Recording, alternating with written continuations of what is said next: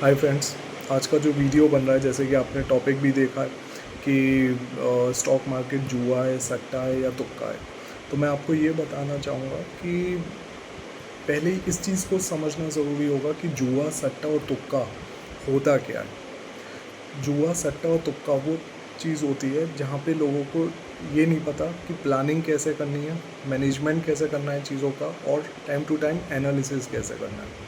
जहाँ पे लोगों को ये पता चल जाए कि प्लानिंग कैसे होनी है, मैनेजमेंट कैसे होना है, एनालिसिस कैसे होना है, तो उसको हम जुआ, सट्टा या तुक्का नहीं कह सकते। फॉर एन एग्ज़ाम्पल, जैसे कि कोई एक स्टूडेंट है, कॉम्पिटिटिव एग्ज़ाम के लिए प्रिपरेशन कर रहा है वो, तो इसमें दो तरह के स्टूडेंट मिलेंगे। एक स्टूडेंट ऐसा मिलेगा आपको जो फुल डेडिकेशन के साथ मेहनत कर रहा होगा, तो मे बी वो पास हो पाए या ना हो पाए, कह नहीं सकते, लेकिन वो अपना बेस्ट दे रहा है। वहीं दूसरी तरफ एक ऐसा स्टूडेंट है जो सिर्फ बस एग्ज़ाम दे रहा है, उसको नहीं पता कि वो पास होगा या फेल होगा। उसको बस ये है कि पास हो गया तो हो गया, नहीं हुआ तो ठीक है, कोई है नहीं है। तो अगर कोई ऐसा स्टूडेंट है जो बस कोई बिना प्लानिंग के, बिना फॉर्मेट के प्रिपरेशन कर रहा है और प्रिपरेशन कर ही नहीं रहा, बस एग्ज़ाम में बैठ रहा है, तो उसको आप जुआ, सट्टा या तुक्का कह सकते हो। लेकिन कोई एक स्टूडेंट जो प्रॉपर प्लानिंग कर रहा है, प्रॉपर टाइम मैनेजमेंट कर रहा है, टाइम टू टाइम एनालिसिस कर रहा है कि उसके प्रिपरेशन का लेवल कैसा है, तो उसको आप जुआ, सट्टा या तुक्का नहीं कह सकते। वो प्रॉपर तरीके से, प्रॉपर फॉर्मेट में जो पढ़ाई होनी चाहिए कॉम्पिटिटिव एग्ज़ाम के लिए, उस तरह से उसकी प्रिपरेशन है। मे बी उसका सिलेक्शन हो या ना हो, वो टाइम फैक्टर पे डिपेंड करता है, लेकिन उसको कोई जुआ या सट्टा या तुक्का नहीं कह सकता। सेम चीज़ एक और एग्जांपल के थ्रू समझा सकता हूँ। जैसे कि कई लोग बैंक एफडीज़ करते हैं। बैंक एफडीज़ में लोग 1 साल, 2 साल, 3 साल, 5 साल, 10 साल तक की बैंक एफडीज़ कराते हैं। लाखों करोड़ों रुपए तक की बैंक एफडीज़ होती हैं। मान लीजिए फॉर एन एग्जांपल किसी ने 6.5% की बैंक एफडी कराई और हर क्वार्टरली बैंक एफडीज़ के रेट में चेंजेस होने के चांसेस होते हैं, और चेंजेस के लिए हर क्वार्टरली उसको चेक भी करना पड़ता है कि चेंज हुआ इंटरेस्ट रेट कि नहीं हुआ। लेकिन सवाल ये आता है कि कितने ऐसे लोग हैं जो टाइम टू टाइम चेक करते हैं कि इंटरेस्ट रेट में क्या चेंजेस आए। 6.5% से क्या वो 7% हुई है? ऐसा तो नहीं कि वो 6.5 से 6 हो गई हो। 6.5 से 6 हो जाएगी तो कोई टेंशन नहीं है कि वो कम हुई है, हमें एटलीस्ट 6.5 मिल रहे हैं। लेकिन अगर वो 6.5 से 7% हो गई तो लोगों को लगा अरे 0.5% ही तो बढ़ी है। लेकिन बिलीव मी, उस 0.5% की भी वैल्यू होती है, क्योंकि वहाँ पे कंपाउंडेड इंटरेस्ट मिल रहा होता है। लेकिन हम जाके नहीं चेक करते, हम बैंक में जाके पूछते नहीं हैं, हम सीधे मैच्योरिटी डेट पे जाते हैं। अगर 1 साल का मैच्योरिटी पीरियड है, मान लीजिए 2 क्वार्टर निकल गए, यानी कि 2 तिमाही निकल गई, यानी कि 6 महीने निकल गए, उसके बाद हम चेक कर रहे हैं और तब तक बाई चांस मान लीजिए वो 6.5 से 7% हो गई है, तो 0.5 की भी बहुत वैल्यू है।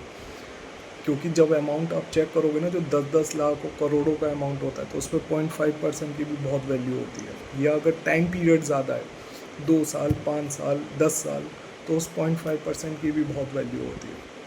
तो क्या उसको जुआ, सट्टा, तुक्का नहीं कह सकते? क्योंकि वहाँ पे भी कोई प्लानिंग नहीं है, वहाँ पे भी कोई मैनेजमेंट नहीं हो, वहाँ पे भी कोई एनालिसिस नहीं हो रहा।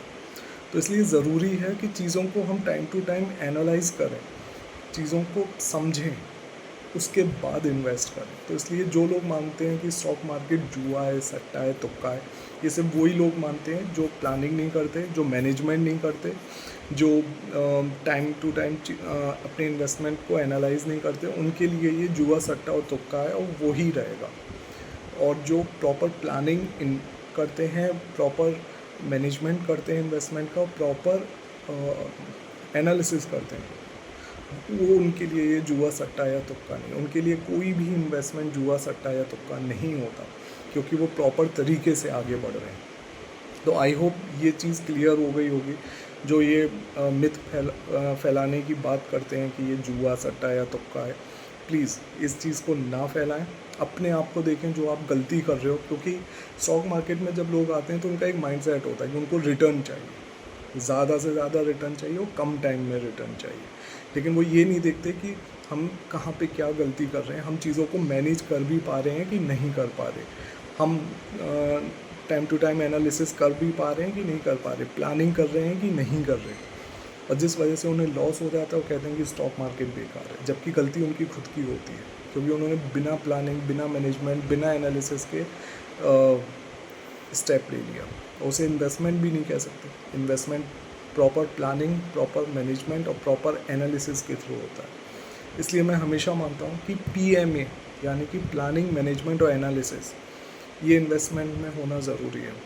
अगर ये चीज़ है तो आप सही ट्रैक पे हो, अदरवाइज़ सोचने की ज़रूरत। आई होप आपको इस वीडियो का मतलब समझ में आ गया होगा। तो ऐसे लोगों से दूर रहें जो ये बोलते हैं कि कोई चीज़ जुआ, सट्टा या तुक्का है। अगर कोई कहता है तो उससे सवाल करें कि क्यों जुआ है, सट्टा और तुक्का है, या क्यों बैंक FD जुआ, सट्टा, तुक्का नहीं है।